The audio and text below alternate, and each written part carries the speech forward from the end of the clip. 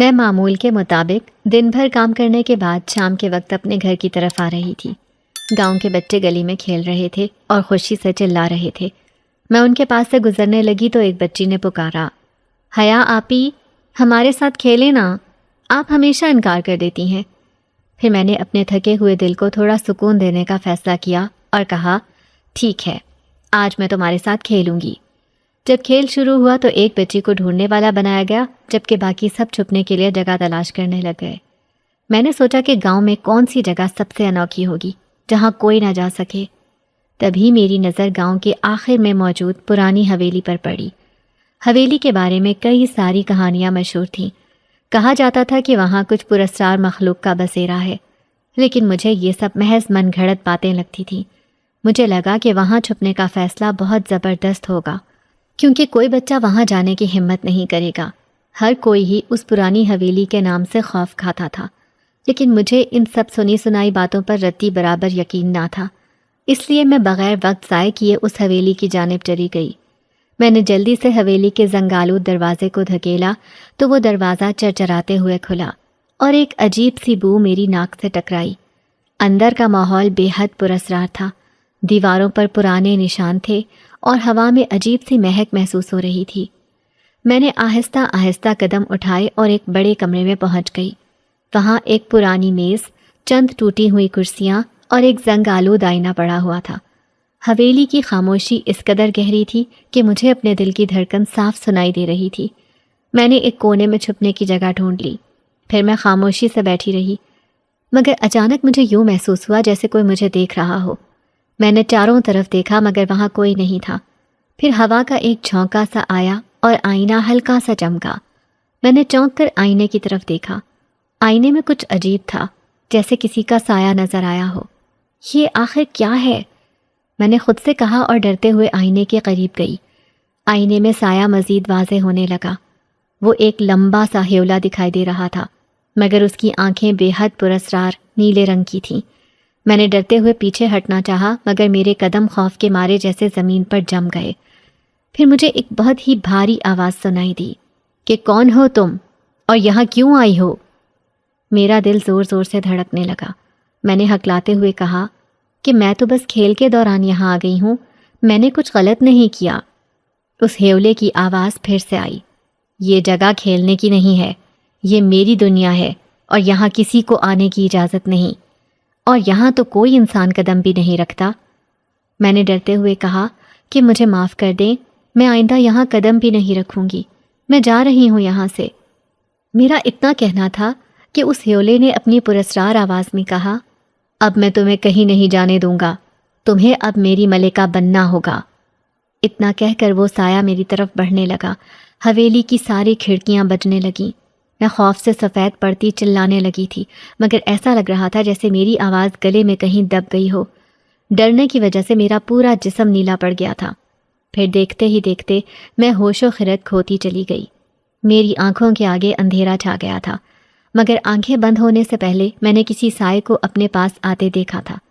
کافی دیر بعد آنکھ کھلی تو ارد گرد دیکھ کر حیران رہ گئی، کیونکہ میری آنکھیں آہستہ آہستہ کھلیں تو میں نے خود کو اپنے کمرے میں پایا۔ میرا سر بھاری ہو رہا تھا اور دل بے چین تھا۔ یہ میں گھر کیسے پہنچ گئی؟ میں نے حیرانی سے خود سے کہا، کل رات جو کچھ ہوا کیا وہ ایک خواب تھا یا حقیقت؟ پرانی حویلی میں جانا، وہ سایہ نمودار ہونا اور وہ پراسرار آوازیں جو مجھ سے بات کر رہی تھیں، مجھے وہ سب ایک ڈراؤنا خواب لگ رہا تھا، مگر میرا دل کہہ رہا تھا کہ وہ سب سچ تھا۔ میری ماں باورچی خانے میں کھانستے ہوئے کھانا بنانے کی کوشش کر رہی تھیں۔ وہ کافی بیمار رہنے لگی تھیں، مگر ہمارے پاس اتنے پیسے نہیں تھے کہ انہیں کسی اچھے ڈاکٹر کو دکھا سکیں۔ میرا بھائی علی، جو ابھی صرف 10 سال کا تھا، پاس بیٹھا کتاب کھول کر کام کر رہا تھا، جبکہ میری چھوٹی بہن زہرا اپنی پرانی گڑیا سے کھیل رہی تھی۔ حیا، تم ٹھیک تو ہو؟ میری ماں نے آواز دے کر پوچھا۔ جی اماں، میں نے جلدی سے جواب دیا اور ان کے پاس چلی گئی۔ ان کی پریشان آنکھوں کو دیکھ کر میرا دل بھر آیا۔ ہمارے گھر کے حالات کچھ ایسے تھے کہ دن رات محنت کرنے کے باوجود گزارا مشکل سے ہوتا تھا۔ میں گاؤں کی عورتوں کے کپڑوں کی سلائی کرتی تھی اور اس کام کے بدلے معمولی رقم ملتی تھی۔ پھر دوپہر کے وقت میں اپنی سلائی مشین کے سامنے بیٹھی کپڑوں کی کٹائی میں مصروف تھی۔ میری آنکھوں کے سامنے ماضی کی یادیں گردش کرنے لگیں۔ مجھے وہ دن یاد آیا جب ابا کے جانے کے بعد ہمارے گھر کی دنیا ہی بدل گئی تھی۔ ابا ایک محنتی مزدور تھے جو دن رات محنت کر کے ہمیں روٹی کھلاتے تھے۔ وہ مجھے اعلیٰ تعلیم دلوانا چاہتے تھے، مگر قسمت کو کچھ اور ہی منظور تھا۔ ایک حادثے نے ہمارا ہنستا بستا گھر اجاڑ دیا۔ وہ دن قیامت سے کم نہ تھا جب گاؤں کے لوگ ابا کی لاش اٹھائے کر پہنچے۔ میری اماں ان کے جنازے پر دھاڑے مار مار کر رو رہی تھی اور ہم سب بچے بے بس کھڑے آنسو بہا رہے تھے۔ کچھ سمجھ نہیں آ رہا تھا کہ اب ہمارا کیا ہوگا۔ ابا کے چلے جانے کے بعد ہمارا نہ کوئی سہارا تھا، نہ کوئی پیسے کمانے کا ذریعہ۔ اماں نے کچھ دن گاؤں کے گھروں میں کام کیا، لیکن ان کی صحت دن بدن خراب ہونے لگی۔ یوں چھوٹے بہن بھائیوں کی ذمہ داری مجھ پر آ گئی۔ میرے پاس کوئی ہنر یا تعلیم نہیں تھی۔ پھر پڑوس میں رہنے والی سلمیٰ خالہ نے مجھے اپنی پرانی سلائی مشین دی اور کہا کہ بیٹی، تمہیں سلائی کا کام آتا ہے تو اس سے گھر کا گزارا ہو سکتا ہے۔ یوں میں نے اس کام کا آغاز کر دیا۔ شروع میں تو میں گھر پر ہی عورتوں کے تھوڑے بہت کپڑے سی لیا کرتی تھی، مگر اس سے مجھے کوئی خاص فائدہ نہیں ہو رہا تھا کیونکہ ہمارے گاؤں کے سبھی لوگ ہی غریب تھے۔ پھر میں نے ماں سے کہا کہ اماں، اگر ہم کسی جگہ چھوٹی سی دکان لے لیں تو شاید میرا کام اور بڑھ جائے گا اور میں گھر کا خرچہ چلانے کے لیے 4 پیسے کما سکوں گی۔ مجھے گاؤں کی ایک پرانی دکان جسے برسوں سے کوئی استعمال نہیں کر رہا تھا کرائے پر مل گئی۔ جس شام میں اس حویلی سے پراسرار طور پر گھر پہنچی تھی، اس سے اگلے دن میں دکان پر کام کر رہی تھی کہ میں نے واضح طور پر محسوس کیا کہ کوئی میرے بہت ہی قریب ہے۔ میں نے فوراً پلٹ کر دیکھا مگر وہاں کوئی نہیں تھا۔ دکان کے دروازے پر لٹکے ہوئے پردے کو ہوا کے جھونکے نے ہلایا تھا، مگر باہر کوئی ہوا نہیں چل رہی تھی۔ میرا دل بے حد تیزی سے دھڑکنے لگا۔ میں نے جلدی جلدی اپنا کام سمیٹا اور دکان بند کر کے گھر آ گئی۔ راستے بھر مجھے ایسا لگا جیسے کوئی میرے پیچھے آ رہا ہو۔ مجھے کوئی آہٹ سنائی دے رہی تھی۔ گھر پہنچنے کے بعد بھی میرا دل بے چینی سے بھرا ہوا تھا۔ اماں نے حسب معمول پوچھا، حیا بیٹی، سب ٹھیک تو ہے نا؟ تو اتنی گھبرا کیوں رہی ہے؟ چہرہ بھی زرد ہو رہا ہے۔ میں نے جلدی سے اپنے چہرے پر مسکراہٹ سجائی اور کہا، جی اماں، سب ٹھیک ہے، بس دکان پر کام زیادہ تھا اس لیے میں بہت تھک گئی ہوں۔ مگر دل ہی دل میں جانتی تھی کہ کچھ ٹھیک نہیں تھا۔ رات کو میں نے تھکن کے باعث جلدی بستر میں لیٹ گئی۔ زہرا اور علی بھی اپنے بستروں پر گہری نیند سو رہے تھے اور اماں ایک طرف اپنی عبادت میں مصروف تھیں۔ میں لیٹ تو گئی مگر نیند میری آنکھوں سے کوسوں دور تھی۔ ہر بار جب آنکھیں بند کرتی تو دکان کے پردے کا ہلنا اور وہ عجیب آہٹ اور حویلی کے لمحات میرے ذہن میں آنے لگتے۔ اچانک مجھے ایسا لگا جیسے میرے کمرے میں کوئی آہستہ آہستہ چل رہا ہو۔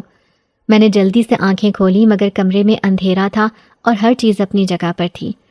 میں نے دل کو تسلی دی کہ شاید یہ میرا وہم ہے اور دوبارہ آنکھیں بند کر لیں، لیکن دل کے کسی کونے میں ایک عجیب سا خوف موجود تھا۔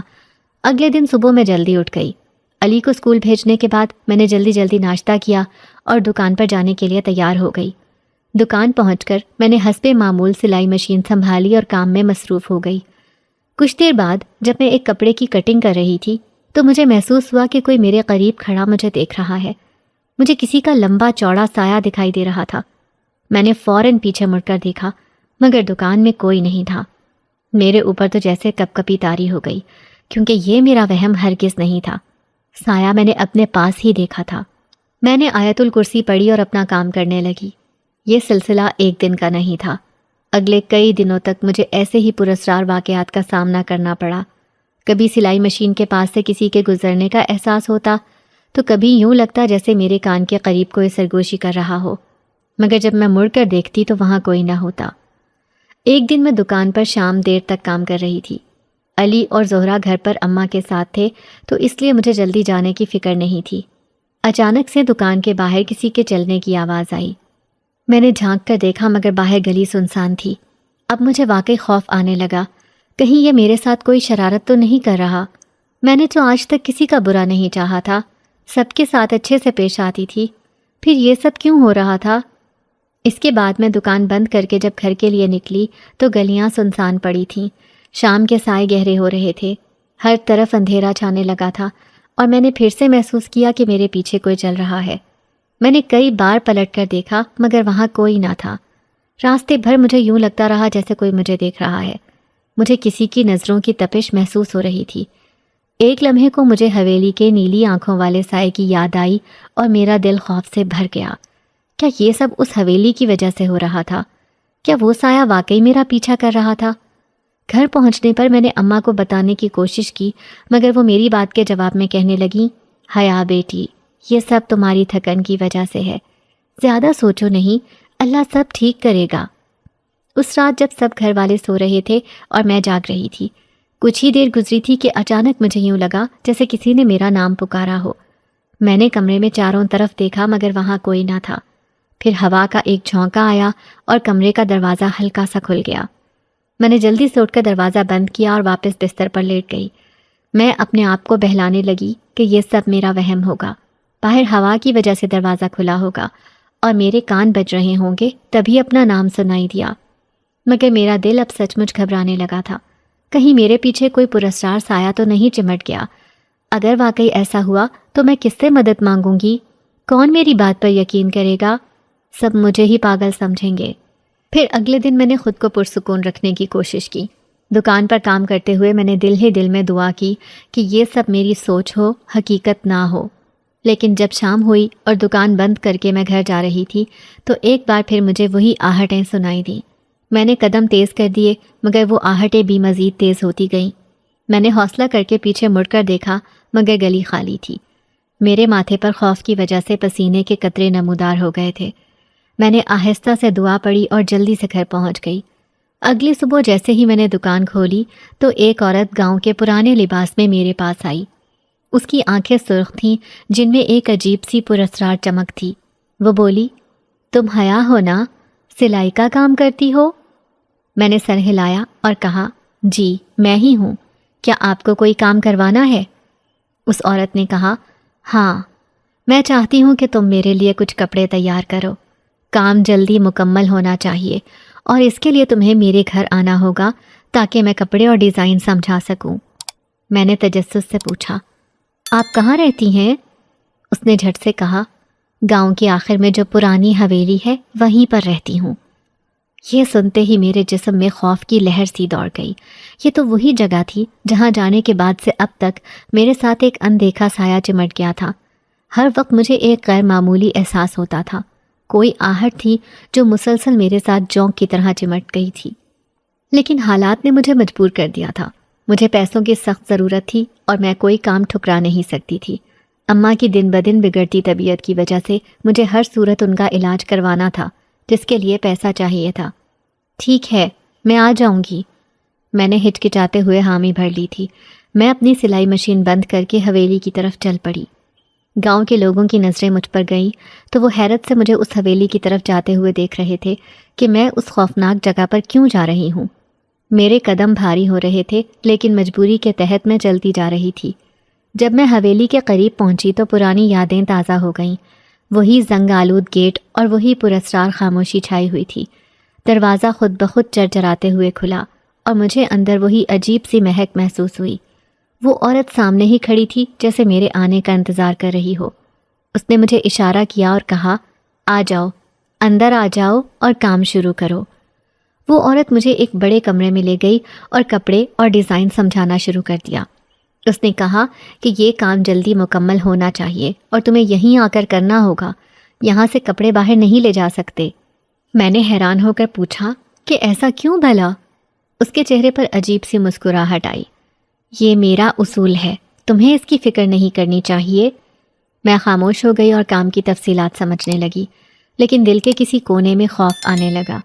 اس کے بعد جب میں کام کرنے لگی تو مجھے بار بار ایسا محسوس ہوا کہ کوئی مجھے دیکھ رہا ہے۔ کمرے کی کھڑکیاں بند تھیں مگر پردے ہل رہے تھے۔ عورت کا رویہ بھی کافی عجیب تھا۔ وہ کبھی کبھار ایک کونے میں جا کر کھڑی ہو جاتی اور کسی سے سرگوشی کرتی ہوئی محسوس ہوتی، حالانکہ وہاں کوئی نہیں تھا۔ پھر وہ کس سے بات کرتی تھی؟ ایک دن میں نے حویلی کے ایک اور کمرے میں جانے کی کوشش کی تو وہ عورت فوراً میرے سامنے آ گئی۔ یہ کمرہ بند ہے، تمہیں یہاں جانے کی اجازت نہیں ہے۔ اس کی آواز میں بہت سختی تھی اور اس کے چہرے پر پراسرار تاثرات دکھائی دے رہے تھے۔ میں نے ڈرتے ہوئے حامی بھر لی تھی۔ پھر اگلے روز جب میں کام کے لیے پہنچی تو حویلی کے ماحول میں پہلے سے زیادہ وحشت محسوس ہوئی۔ میں کام میں مصروف تھی کہ اچانک مجھے یوں لگا جیسے کسی نے میرے بالوں کو چھوا ہو۔ میں نے فوراً پیچھے مڑ کر دیکھا لیکن وہاں کوئی نہیں تھا۔ میرے دل کی دھڑکن تیز ہو گئی۔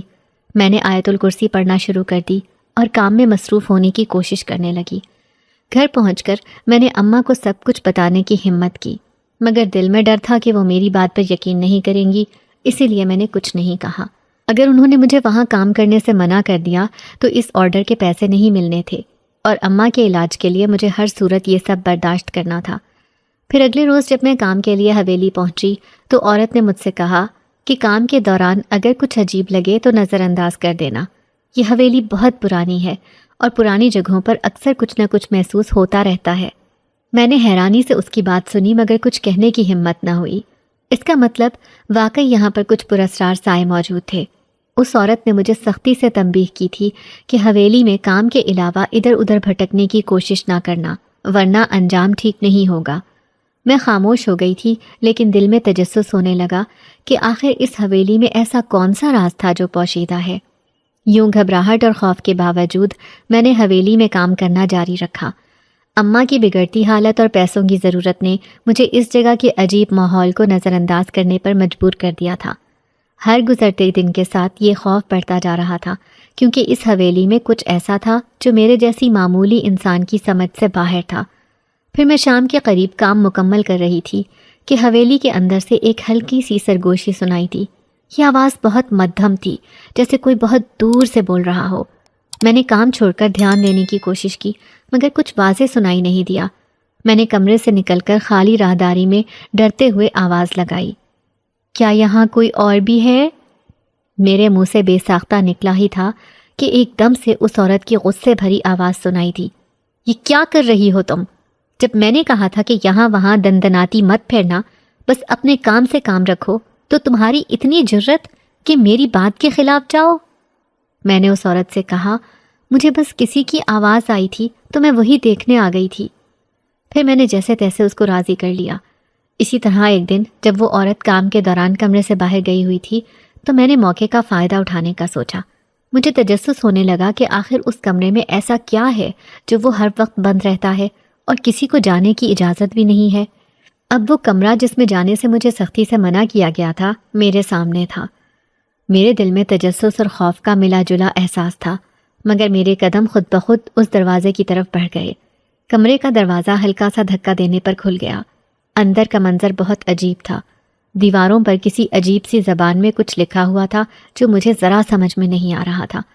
کمرے کے بیچ میں ایک چٹائی بچھی ہوئی تھی اور اس پر سے کچھ جلنے کی بو آ رہی تھی، جیسے یہاں کسی قسم کا عمل ہوا ہو۔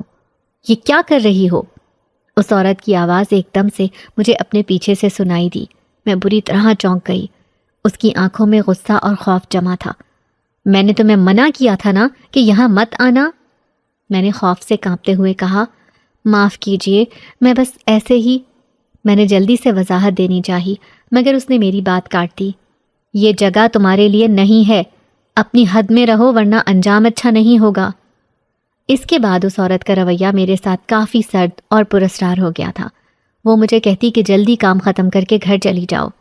میں اسی طرح کام میں مصروف تھی جب مجھے اپنے کانوں میں کسی کی بھاری سرگوشی سنائی دی، یہاں سے چلی جاؤ۔ میں نے خوف کے مارے آنکھیں بند کر لیں اور آیت الکرسی پڑھنی شروع کر دی۔ جب آنکھیں کھولیں تو وہ آہٹ اور سرگوشی آنا بند ہو گئی تھی۔ کچھ دن بعد میں نے حویلی کے صحن میں کام کرتے ہوئے واضح طور پر ایک سایہ دیکھا۔ یہ وہی نیلی آنکھوں والا سایہ تھا جو حویلی کے پہلے دن سے میرے ساتھ تھا۔ وہ سایہ میرے قریب آنے لگا مگر جیسے کسی دیوار نے اسے روک دیا ہو۔ اس کے بعد وہ سایہ آہستہ آہستہ غائب ہو گیا۔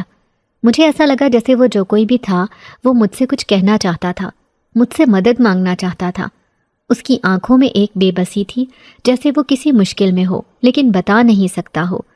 مختلف سوالات میرے ذہن میں گردش کرنے لگے تھے جن کا میرے پاس کوئی جواب نہیں تھا۔ ایک دن میں کام کر رہی تھی کہ مجھے کمرے کے باہر سے اس عورت کی آواز آ رہی تھی۔ وہ کسی سے بات کر رہی تھی مگر مجھے واضح سمجھ نہیں آیا۔ مجھے حیرت ہوئی کہ بھلا کون آیا ہوگا، یہاں آج سے پہلے تو کسی کو نہیں دیکھا تھا۔ میں جلدی سے اٹھی تاکہ دیکھ سکوں۔ باہر وہ عورت سنسان راہداری میں کھڑی تھی اور کسی سے بات کر رہی تھی مگر مجھے اس کی بات کی ذرا سمجھ نہ آئی کیونکہ وہ کسی دوسری انجان زبان میں بات کر رہی تھی۔ ایسا لگ رہا تھا جیسے وہ کوئی غیر انسانی زبان تھی، مگر وہ جو کوئی بھی تھا اس کی بھاری آواز سن کر مجھے خوف محسوس ہوا۔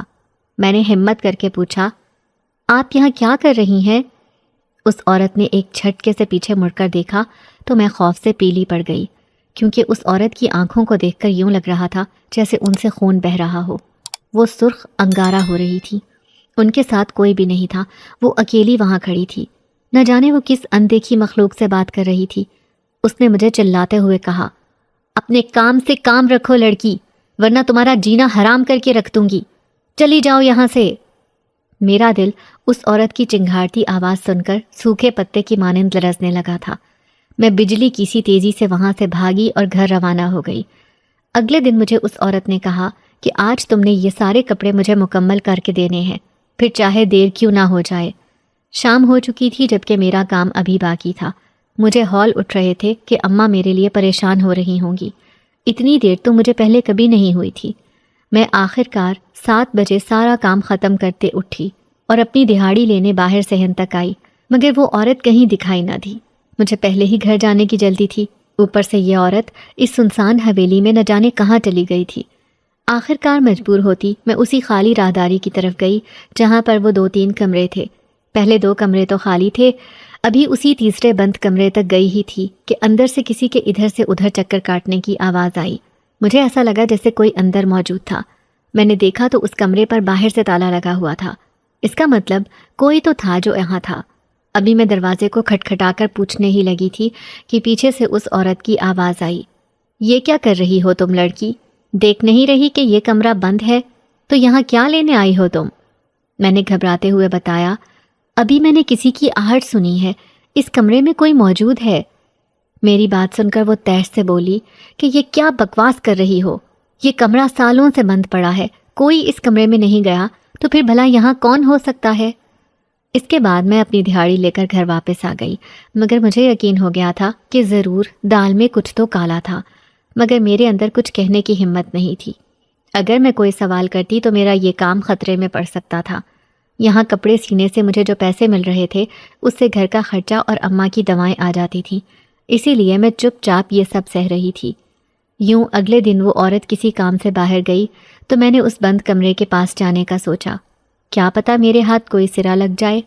بند کمرے کے قریب جاتے ہی مجھے ایک بار پھر وہی سرگوشیاں سنائی تھیں، مدد کرو، مجھے یہاں سے آزاد کرو۔ اس آواز میں بے بسی تھی اور ایسا لگ رہا تھا جیسے وہ کئی سالوں سے یہاں قید میں ہو۔ مجھے وہ آواز کچھ جانی پہچانی لگ رہی تھی، ایسا لگا جیسے پہلے بھی اس بھاری سخت آواز کو سن چکی تھی۔ میرے ہاتھ کانپنے لگے، مگر میں نے ہمت کر کے دروازے کو چھونے کی کوشش کی۔ جیسے ہی میں نے دروازے کو چھوا، ایک عجیب سی بجلی کی لہر میرے جسم سے گزر گئی، مگر وہ دروازہ نہیں کھلا۔ پھر باہر سے اس عورت کے قدموں کی آہٹ سن کر میں جلدی سے کام میں لگ گئی، لیکن میں نے سوچ لیا تھا کہ اس راز کا پتہ لگا کر رہوں گی کہ آخر یہ کون ہے۔ میری فطرت میں تھا کہ کبھی کسی کو تکلیف میں نہیں دیکھ سکتی تھی، ہمیشہ مدد کرنا سیکھا تھا۔ اگلے دن اس عورت نے مجھ سے کہا کہ آج کام جلدی ختم کرنا ہوگا کیونکہ حویلی میں کچھ مہمان آنے والے ہیں۔ اس کا رویہ غیر معمولی طور پر سخت اور پریشان کن تھا۔ رات کے قریب میں نے دور سے اسے صحن میں کچھ عجیب حرکتیں کرتے دیکھا۔ وہ زمین پر ایک دائرہ کھینچ رہی تھی اور اس کے ارد گرد موم بتیاں رکھی ہوئی تھیں۔ اس کے ہاتھ میں ایک چھوٹا سا کانچ کا برتن تھا جس میں کوئی سیاہ رنگ کا پانی تھا۔ وہ کچھ پڑھ رہی تھی اور اس کی آواز میں ایک عجیب سی وحشت تھی۔ میں نے خوف کے مارے اسے دیکھنا بند کر دیا اور واپس اپنے کام میں لگ گئی۔ پھر اس عورت نے مجھے کہا کہ اب تم گھر جاؤ۔ میں اس بات میں سر ہلاتی حویلی سے نکلی تھی کہ 2 سیاہ لباس میں آدمی اس حویلی میں داخل ہونے لگے۔ ان کے چہرے سیاہ چوغا پہننے کی وجہ سے ڈھکے ہوئے تھے۔ وہ اندر بڑھ گئے تو میں سوچنے لگی کہ آخر یہ سب کیا ہو رہا تھا۔ وہ عورت تو ایسا لگتا تھا کہ صحن میں کوئی عمل کرنے کی تیاری کر رہی تھی۔ دائرے کے بیچ میں آگ لگا چکی تھی۔ میں ابھی دروازے سے چھپ کر دیکھتی کہ اچانک سے چمگادڑوں کا جھنڈ میرے سر پر منڈلانے لگا، جس سے میری خوف کے مارے چیخ نکلی، مگر میں نے جلدی سے اپنے منہ پر ہاتھ جما لیا اور وہاں سے اندھا دھند گھر کی جانب بھاگی۔ گھر آتے ہی میں اپنے کمرے میں بند ہو گئی تھی۔ پوری رات میں خوف کی وجہ سے ٹھیک طرح سو نہیں سکی تھی۔ اگلے دن میں اللہ کا نام لیتی کام پر گئی تو وہ عورت صحن میں انہی دونوں آدمیوں کے ساتھ کوئی خفیہ بات کر رہی تھی۔ میں دھیان سے دیکھ رہی تھی کہ وہ سیاہ لباس والے مہمان اس عورت کے قریب جا کر کچھ رازدارانہ باتیں کر رہے تھے۔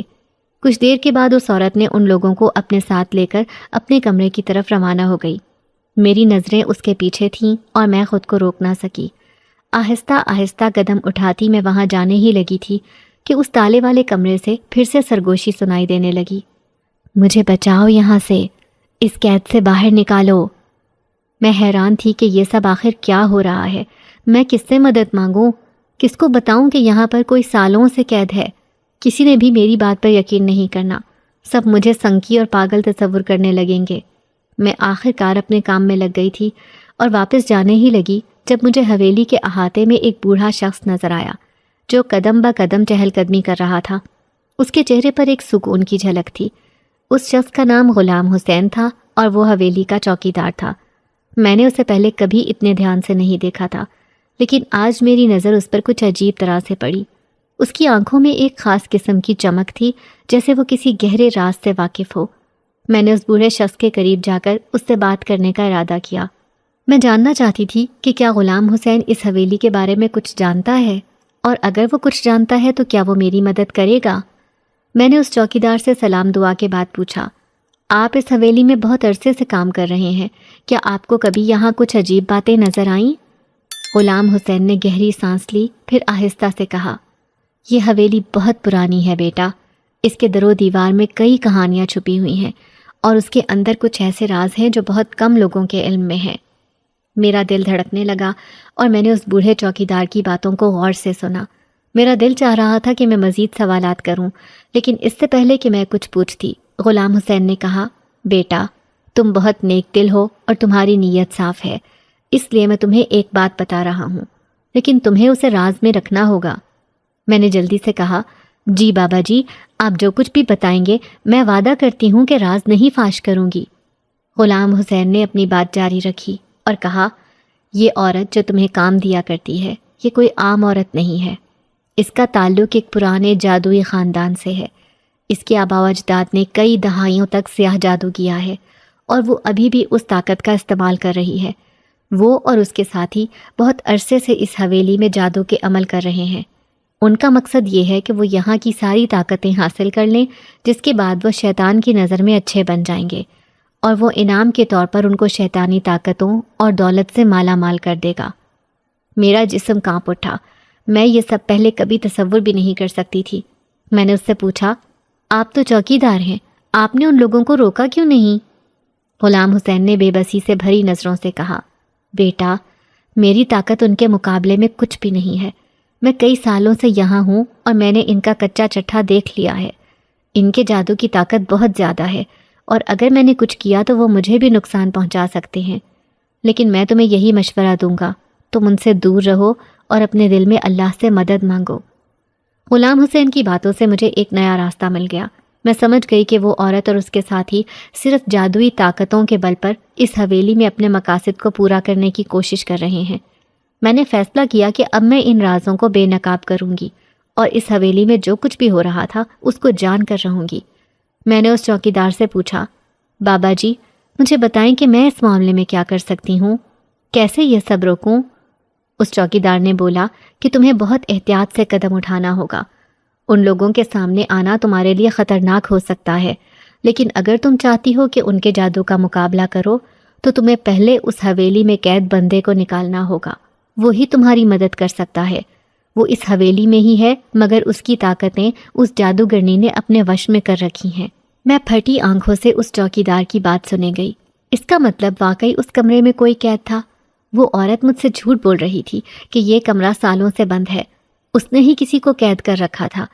میرے ذہن کے پردے پر وہ نیلی آنکھوں والا سایہ لہرایا جو پہلی مرتبہ دکھائی دیا تھا، جس نے مجھے اپنی ملکہ بنانے کو کہا تھا۔ کیا یہ وہی شخص ہے؟ میرے پورے جسم میں یہ سوچ کر ہی جھرجھری آ گئی تھی کہ کیسے اس انجان شخص کو اس قید سے باہر نکالوں۔ یہاں تو ہر وقت وہ جادوگرنی عورت میرے سر پر سائے کی طرح منڈلاتی رہتی تھی۔ چوکیدار کی باتوں نے میرے دل کو ایک عجیب سی کشمکش میں مبتلا کر دیا تھا۔ مجھے یقین ہو چکا تھا کہ حویلی کے اس بند کمرے میں کوئی قیدی موجود ہے، لیکن یہ سوچ کر میرا دل دہل رہا تھا کہ آخر وہ کون ہو سکتا ہے، اور اگر میں نے اسے آزاد کرنے کی کوشش کی تو کیا وہ واقعی میرا ساتھ دے گا یا یہ سب میرے لیے اور بھی مشکلات پیدا کر دے گا؟ چوکیدار نے مجھے پریشان دیکھ کر کہا، بیٹی میں جانتا ہوں کہ تمہارے دل میں خوف ہے، لیکن یاد رکھو سچائی اور نیکی کا راستہ ہمیشہ مشکل ہوتا ہے۔ اگر تم اس قیدی کو آزاد کرو گی تو وہی تمہاری مدد کرے گا اور اس حویلی کے شیطانی کھیل کو ختم کرنے میں تمہارے ساتھ ہوگا۔ میں نے ڈرتے ڈرتے پوچھا، بابا جی مجھے کیسے پتہ چلے گا کہ وہ شخص کون ہے اور میں اسے اس قید سے کیسے نکالوں؟ غلام حسین نے کہا، اس شخص کی حقیقت تمہیں صحیح وقت آنے پر پتہ چل جائے گی، ابھی اس کو آزاد کرنا زیادہ اہم ہے۔ سب سے پہلے اس کے کمرے کے تالے کو کھولنا ہوگا۔ اس تالے کے گرد اس عورت نے جادوئی عمل سے حصار بنایا ہوا ہے، تو تمہیں 3 مرتبہ سورج جن پڑھنی ہوگی، تب جا کر وہ تالا کھلے گا۔ مگر تمہیں یہ کام کل رات ہونے سے پہلے کرنا ہوگا، کیونکہ اماوس کی رات ہے، وہ اس رات جادوئی عمل کرتی ہے۔ تب تو اس کو معلوم ہو جائے گا کہ تم نے اس دروازے کو کھولا ہے، اس لیے تمہیں تیزی سے کام کرنا ہوگا اور اس قیدی کو اپنی مدد کے لیے تیار کرنا ہوگا۔ میں نے اس بات میں سر ہلایا اور دل میں پکا ارادہ کر لیا کہ میں یہ کام ضرور کروں گی، پھر چاہے کچھ بھی ہو جائے۔ اگلے دن میں نے دوپہر کو ہی کام مکمل کر لیا تھا۔ وہ جادوگرنی اور اس کے ساتھی کمرے میں بند کوئی عمل کرنے میں مصروف تھے۔ میں نے اپنے دل کو مضبوط کیا اور بند کمرے کی طرف بڑھنے لگی۔ میرے ہاتھوں میں ہلکی لرزش تھی، لیکن میرے ارادے مضبوط تھے۔ جیسے ہی میں کمرے کے قریب پہنچی تو مجھے دوبارہ وہی سرگوشی سنائی دی، مجھے بچاؤ، مجھے یہاں سے نکالو۔ میں نے بسم اللہ کہتے سورج جن 3 مرتبہ پڑھی تو تالا ایک جھٹکے سے کھل گیا۔ دروازہ دھیرے دھیرے چرچراتے ہوئے کھلنے لگا اور اندر کا منظر دیکھ کر میرے قدم تھم گئے تھے۔ کمرے کے اندر ایک اونچا لمبا سایہ نظر آیا۔ اس کی نیلی آنکھیں اندھیرے میں بھی چمک رہی تھیں اور اس کا وجود ایک عجیب سی کشش رکھتا تھا۔ اس کی حالت زار دیکھ کر مجھے اس پر ترس آیا۔ اس کے ہاتھ زنجیروں سے بندھے ہوئے تھے اور اس کے گرد ایک جادوئی دائرہ بنا ہوا تھا۔ میں نے ڈرتے ہوئے پوچھا کہ تم کون ہو؟ اس نے آہستہ سے کہا کہ میں ایک قیدی ہوں جسے صدیوں سے یہاں قید رکھا گیا تھا۔ تم نے مجھے آزاد کر کے میری زندگی بچائی ہے، لیکن تمہیں معلوم نہیں کہ تم نے کیا خطرہ مول لے لیا ہے۔ وہ جادوگرنی اور اس کے ساتھی جلد ہی یہاں پہنچ جائیں گے۔ لیکن میں نے یہ سب تمہاری مدد کے لیے کیا ہے، اگر تم میری مدد نہیں کرو گے تو ہم دونوں ختم ہو جائیں گے۔ اس انجان شخص نے کہا، میں تمہارے ساتھ ہوں، بس مجھے ان زنجیروں سے آزاد کر دو۔ میں نے اللہ کا نام لیتے ان زنجیروں کو سورج جن پڑھ کر کھولا، کیونکہ وہ سب جادوئی زنجیریں تھیں۔ اس شخص نے کہا کہ اب ہمیں یہاں سے نکلنا ہوگا، مگر سب سے پہلے مجھے اپنی طاقتیں چاہیے جو کہ اس جادوگرنی کے کمرے میں قید ہیں۔ اس کے لیے ہمیں شام ہونے کا انتظار کرنا تھا، کیونکہ تبھی وہ اپنے کمرے سے باہر صحن میں آتی تھی۔ پھر جیسے ہی شام کا وقت آیا، ہم نے اپنے منصوبے کو عملی جامہ پہنانے کی تیاری شروع کی۔ اس شخص نے مجھ سے کہا تھا کہ اگر ہمیں کوئی خطرہ محسوس ہوا تو ہم فوراً وہاں سے نکل جائیں گے۔ میرے دل کی دھڑکن خوف کے مارے تیز ہو رہی تھی۔ حویلی میں ایک عجیب سا سناٹا تھا، جیسے طوفان سے پہلے کی خاموشی ہو۔ ہم دونوں دبے قدموں جادوگرنی کے کمرے کی طرف بڑھے۔ جیسے ہی ہم دروازے کے قریب پہنچے تو ایک سرد ہوا کا جھونکا محسوس ہوا۔ اس شخص نے مجھے روک کر کہا کہ یہ دروازہ جادو کے حصار میں ہے، اسے توڑنے کے لیے ہمیں مل کر قرآن کی سورت جن مسلسل پڑھنی ہوگی۔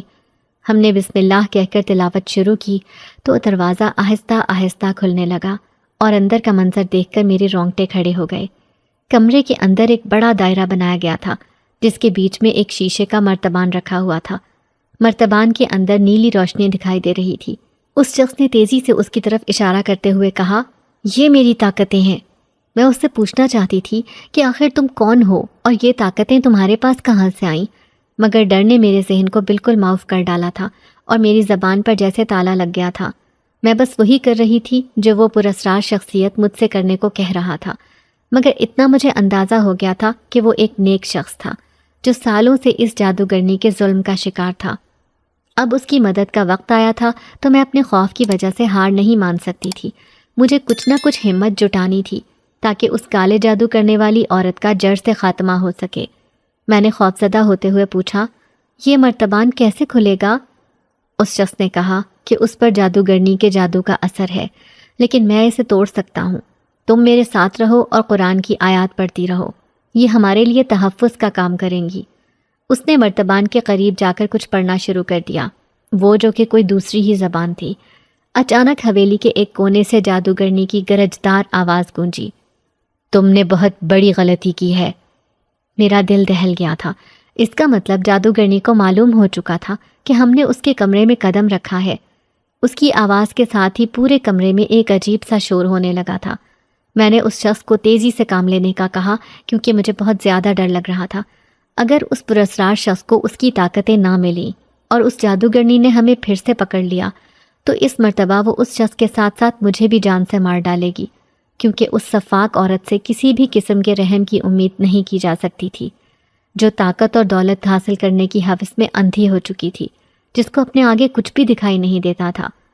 کچھ ہی دیر بعد وہ پراسرار شخص وہ منتر پڑھتے ہی جب خاموش ہوا تو ایک زوردار دھماکے سے وہ مرتبان ٹوٹ گیا اور وہ نیلی روشنی اس شخص کو مل گئی، جس کے بعد اس کی نیلی آنکھوں میں ایک چمک آ گئی تھی۔